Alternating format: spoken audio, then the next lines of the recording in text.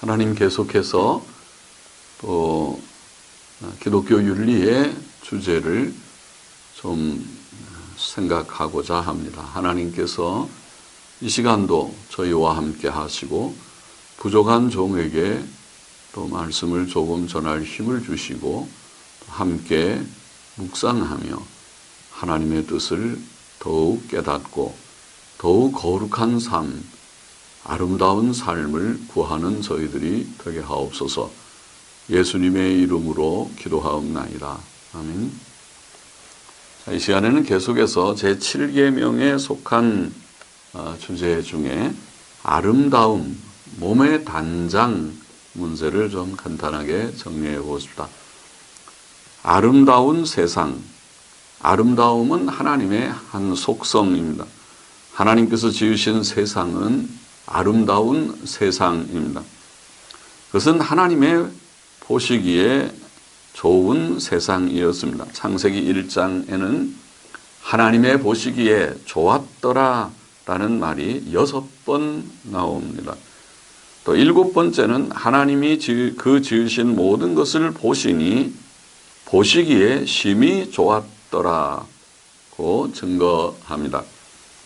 푸른 하늘과 아름다운 산들과 들판들, 울창한 나무들과 숲들, 강들과 골짜기들, 맑고 푸른 하늘들과 바다들과 호수들, 봄이면 아름답게 피는 수많은 꽃들, 나무들, 풀들, 아름다운 각양 색깔의 새들과 크고 작은 들짐승들과 물고기들, 이 모든 것들이 하나님께서 창조하신 아름다운 천지 만물의 모습입니다. 그 가운데 인간은 가장 아름다운 존재로 창조되었습니다. 오늘날 모든 사람의 모습이 아름답지는 않지만 인간의 본래 모습은 심히 아름다웠을 것이며 천국에서 영생할 인간의 모습도 그러할 것입니다. 아브라함의 아내 사라는 나이가 상당히 많았을 때까지도 아름다운 외모를 지닌 여인이었습니다. 욥의 딸들도 매우 아름다웠습니다. 사람은 창조 세계의 아름다움을 예술로 표현하고 승화시키기도 합니다. 예술적 아름다움은 실상 하나님에게서 시작된 것입니다. 하나님께서는 훌륭한 미술가요, 조각가이시며 훌륭한 음악가이십니다. 하나님께서는 우주 만물을 다양한 색상과 모양으로 단장시키셨고 또 다양한 음색과 소리로 장식하셨습니다. 인간의 아름다운 목소리는 하나님의 만드신 가장 훌륭한 악기입니다. 자, 몸의 단장 문제를 좀 생각해 보십시다. 사람은 자신의 몸을 아름답게 단장하려고 합니다. 머리도 아름답게 단장하고 화장도 하고 옷도 아름답게 입으려고 합니다. 그것은 하나님께서 주신 미적 감각에서 나오는 자연스러운 현상일 것입니다. 그러나 성경은 이 문제에 대해 교훈하기를 외모를 단정하게 하지만 너무 호화롭게나 사치스럽게 하지 말고 외모의 단장보다 오히려 내면적 단장을 힘쓰라고 합니다. 이것은 여자들에게 주는 교훈이지만 남자들에게도 원리는 같을 것입니다. 이 문제에 대해 교훈하는 대표적 두 구절은 다음과 같습니다. 디모데전서 2장 9절 10절 말씀이죠. 읽어보면 이와 같이 여자들도 아담한 옷을 입으며 염치와 정절로 자기를 단장하고 따은 머리와 금이나 진주나 값진 옷으로 하지 말고 오직 선행으로 하기를 원하라. 이것이 하나님을 공경한다 하는 자들에게 마땅한 것이니라. 자, 아담한 옷, 염치와 정절, 자, 이런 것으로 단장하라. 내면적, 인격적, 도덕적 단장이라고 할 수 있죠. 금이나 진주나 값진 옷으로 하지 말아라. 외적인 단장을 좀 조심하라는 것이죠. 피하라. 선행으로 하기를 원하라. 이렇게 말씀하고, 이것이 하나님을 공경한다는 자들에게 마땅하다. 우리가 하나님을 공경하고 경외하고 하나님의 뜻을 받들고 순종하기를 원한다면 그렇게 하라. 그렇게 했습니다.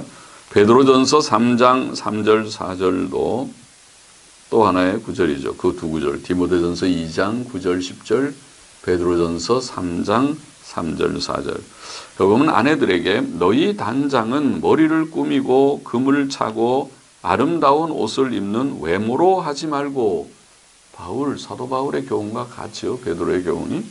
그러니까 외적 단장을 힘쓰지 말라는 거죠.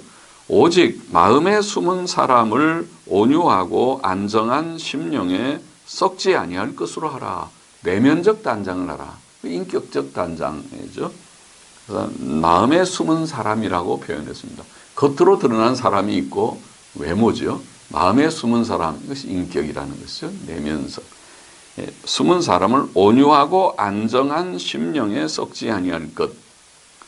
온유하고 안정한, 조용하고 좀 평안한 그런 심령으로 늘 준비되게. 그것이 아름다움이라. 이는 하나님 앞에 값진 것이니라. 외모의 아름다움보다 내면적, 인격적 아름다움이 값진 것이다. 자, 이 말씀들은 머리 단장이나 금은 보석 치장이나 값비싼 옷 착용을 성도답지 못한 행위로 규정하고 있습니다.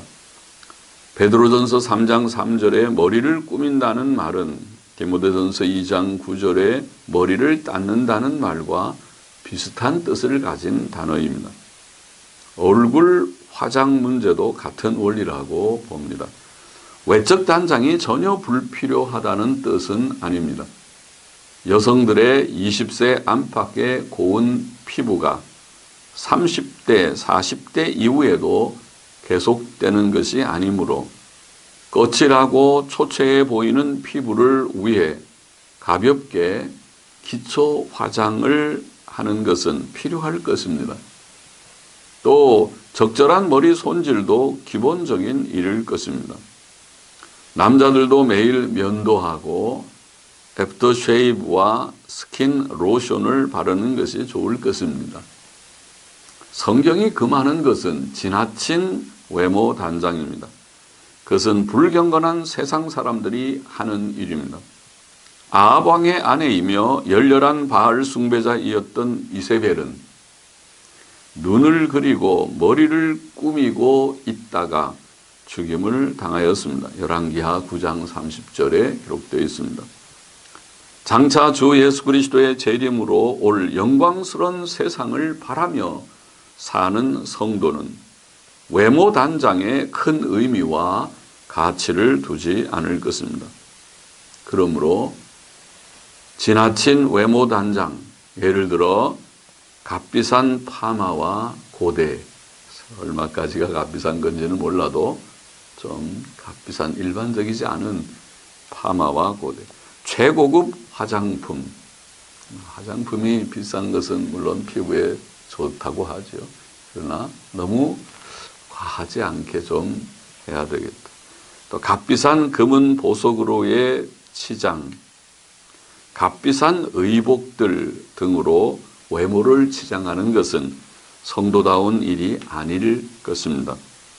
여성이 얼굴에 파운데이션을 많이 쓰거나 자기 피부, 자기 얼굴이 아니라 파운데이션으로 너무 칠을 하는 것 같이 보이거나, 또 눈썹을 붙이는 것은 어떤지 눈썹을 붙이거나, 또 아이섀도우를 너무 긋거나, 또 입술에 루즈를 너무 짙게 바르거나, 약간 초췌한 입술에 조금 바르는 것은 괜찮아 보이는데 너무 그것을 짙게 바르거나 손톱에 짙은 색 매니큐어를 칠하는, 글쎄요, 자기의 취향이고 예쁘게 요새 다 많이 장식들을 하지만은, 그러나 하나님이 원래 주신 것을 너무 그것이 손상시키는 것은 아닌가. 자, 하나님을 존중하고 내세 소망을 가진 성도들에게 과연 이러한 화장법, 이러한 화장의 일이 적절한가? 좀 의문입니다. 옷에 대해서도 성경은 아담한 옷을 입으라고 교훈합니다. 디모데전서 2장 9절에 아담한 이렇게 표현했죠. 아담한 옷을 입으며, 여기 아담한 코스미오스라고 하는 이 단어는 단정한 혹은 품이 있는, 수수한. 옛날 영어 성경은 단정한 의복, modest apparel이라고 번역했습니다. 단정한 의복으로 단장하라. 하나님께서는 성도들이 아담한 옷, 단정한 옷, 품이 있는 옷 입기를 원하십니다. 또 성경에는 여자는 여자다운 옷을 입고 남자는 남자다운 옷을 입으라는 교훈도 있지요. 신명기 22장 5절 말씀이죠. 그걸 읽어보면 여자는 남자의 의복을 입지 말 것이요 남자는 여자의 의복을 입지 말 것이라. 이같이 하는 자는 내 하나님 여호와께 가증한 자니라. 참 그런 말씀이 있어요. 아직도 우리에게는 여자의 전형적 복장이 치마라는 관념이 있습니다.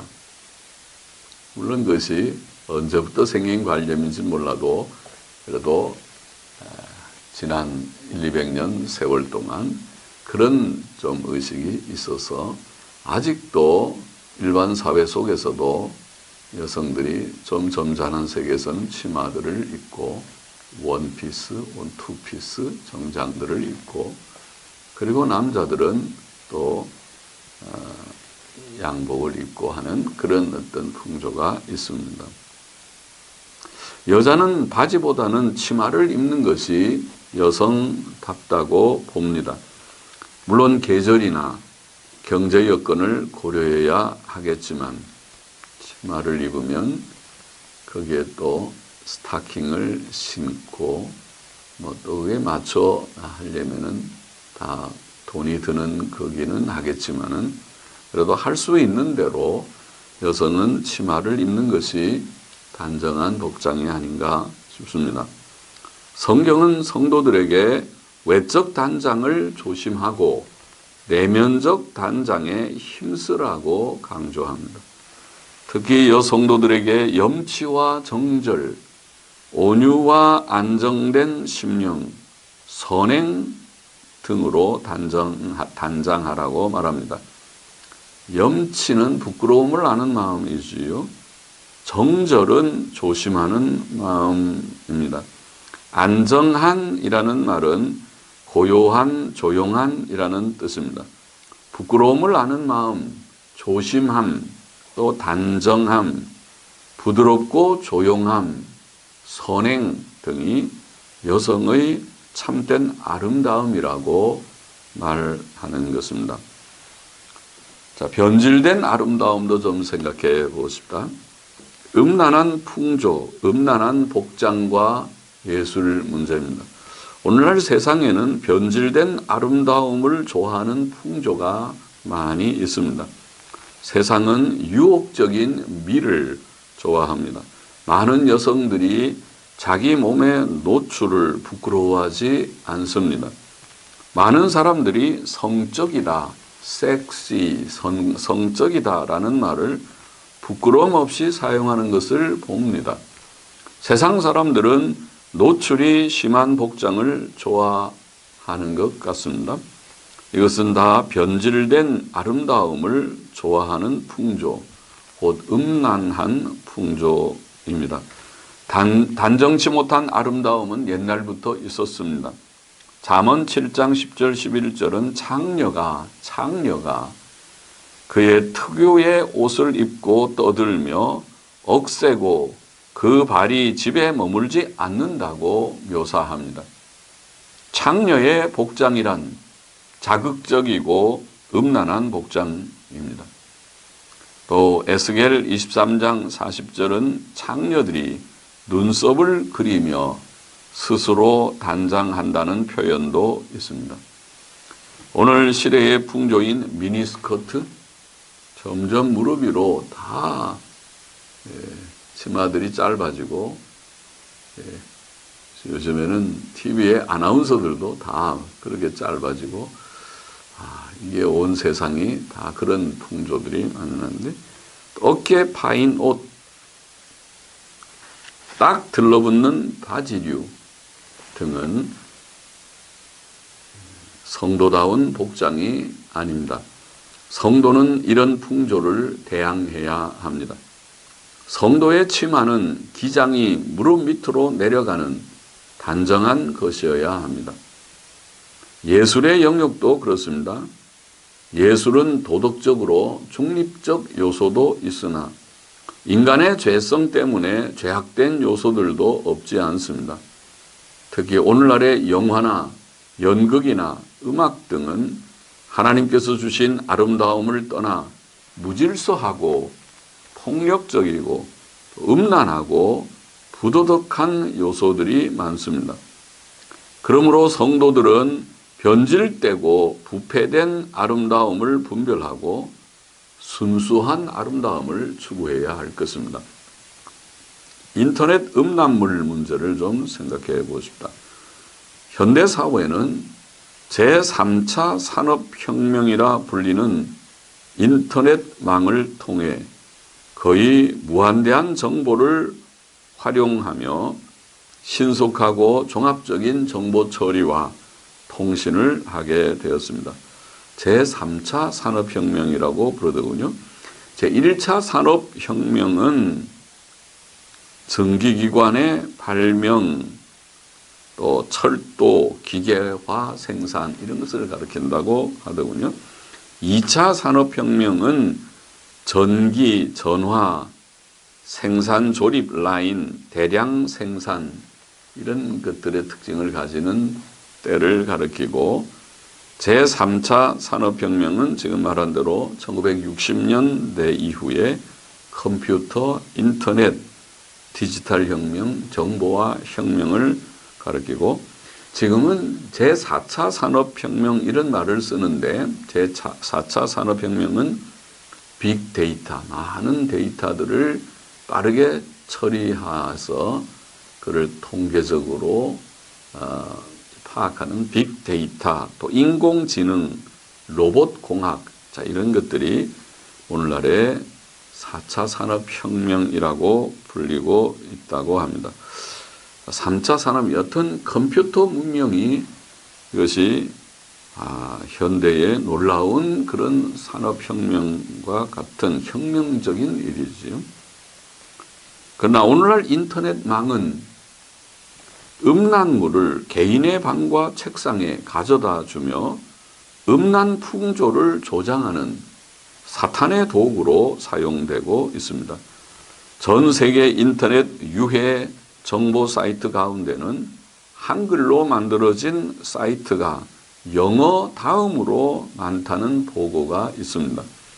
2003년 KT, 우리나라의 KT는 각종 유해 사이트 현황을 집계한 결과 67만 5천여 개에 달하며 그 가운데 한글로 된 것이 9.5%, 6만 4천여 개를 차지하여 영어 다음으로 많았고, 그 중에 67만 5천여 개 중에 음란 사이트가 98.9%, 66만 5천여 개라고 밝혔습니다.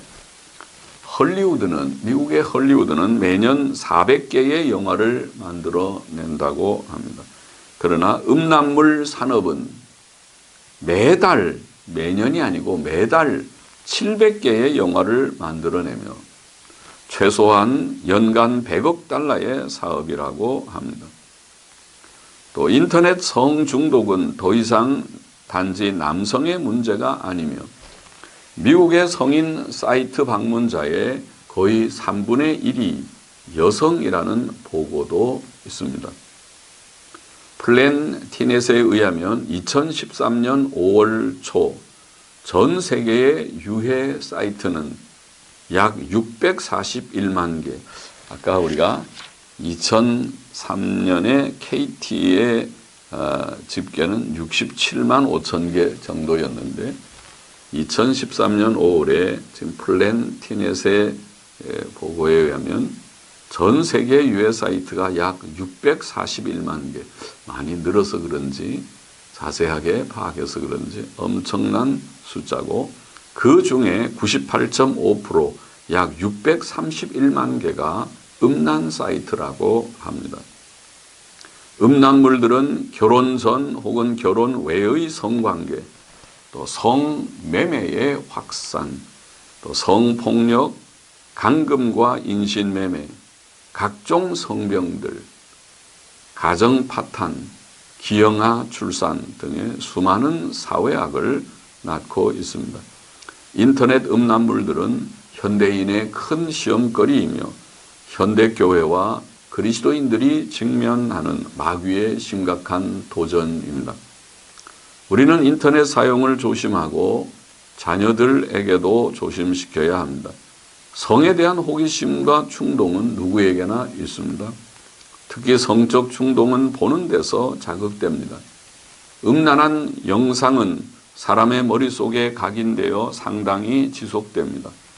그것은 사람의 생각을 더럽히고 죄악된 행동을 자극합니다.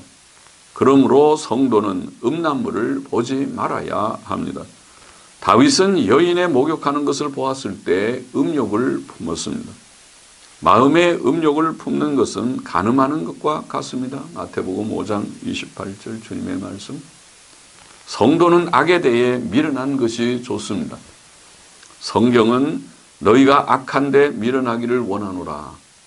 로마서 16장 19절. 악에는 어린아이가 되라. 고린도전서 14장 20절. 그런 사도 바울의 교훈이 있습니다. 세상적인 미와 가치의 표준은 외적인 것, 육체적인 것, 물질적인 것에 있습니다. 그러나 하나님의 표준은 다릅니다. 잠언 31장 30절 말씀, 고운 것도 거짓되고 아름다운 것도 헛되나. 그렇죠. 사실 사람의 아름다운 얼굴이라는 것은 요 꺼풀 하나에 불과한 것입니다. 그것과 마음의 아름다운, 인격의 아름다움은 별개의 문제지요. 고운 것도 거짓되고 아름다운 것도 헛되나 오직 여호와를 경외하는 자는 칭찬을 받을 것이라. 아멘이죠. 내면적 경건과 도덕성, 인격성. 우리가 하나님께 소망을 두고 살며 이 세상이 장차 불타 없어질 허무한 장망성임을 참으로 믿는 자라면 외적 단장보다 내면적 단장에 힘써야 하며 변질된 아름다움을 좋아하는 죄악된 세상의 풍조, 곧 음란한 풍조를 조심해야 하겠습니다. 자, 그만큼 하겠습니다. 같이 기도하십시다. 하나님 아버지, 아름다운 세상 속에서 우리가 참된 아름다움을 구하는 자들이 되고 또 지나친 외모 단장이나 사치나 그런 거 하지 않고 특별히 음란 풍조가 가득한 세대 가운데서 우리가 음란 풍조를 멀리하고 배격하는 경건하고 거룩한 성도가 되게 하여 주옵소서. 예수님의 이름으로 기도하옵나이다. 아멘.